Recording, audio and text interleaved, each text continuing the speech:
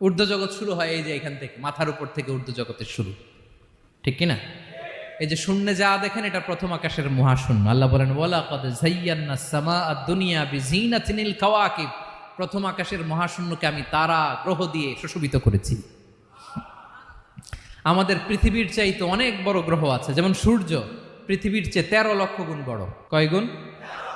13 গুণ, 1300 গুণ, 13,000 গুণ। কত গুণ? আরো জোরে কত গুণ? চিন্তা করছেন পৃথিবীটা কত বড়, আর সূর্য নাকি পৃথিবীর চেয়ে? তার মানে সূর্যই কি সবচেয়ে বড়? না, সূর্যের চেয়ে কোটি কোটি গুণ বড় তারা আছে।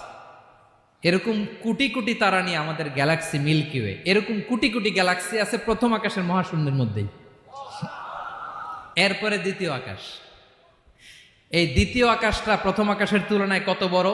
বিশ্বনবী বলেন তোমার হাতের আংটি যদি মরুভূমির মাঝখানে ফেলে দাও, পুরো মরুভূমির তুলনায় তোমার হাতের আংটি যত ছোট, দ্বিতীয় আসমানের তুলনায় প্রথম আসমানটা ঠিক তত ছোট। তৃতীয় আসমান আবার এরকম, ওইটার তুলনায় দ্বিতীয় আসমানটা একটা আংটির সমান।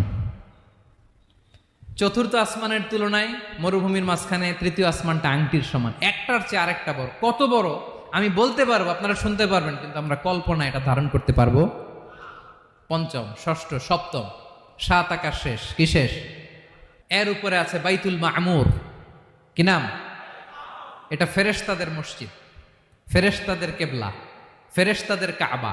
আমরা যেমন মক্কায় কাবা, ফেরেশতাদের কাবা কেবলার নাম হচ্ছে আল বাইতুল মামুর। 7 আসমানের উপরে। এটা কত বড় শোনেন। প্রতিদিন বিশ্বনবী বলেন প্রতিদিন এই আল বাইতুল মামুর ফেরেশতাদের মসজিদে 70,000 ফেরেশতা ইবাদতের জন্য চান্স পায়। প্রতিদিন কয় হাজার? একবার ঢুকে যে বের হয়ে যায় কিয়ামতের আগে দ্বিতীয়বার আর তারা চান্স পাবে না। আল বাইতুল মামুর।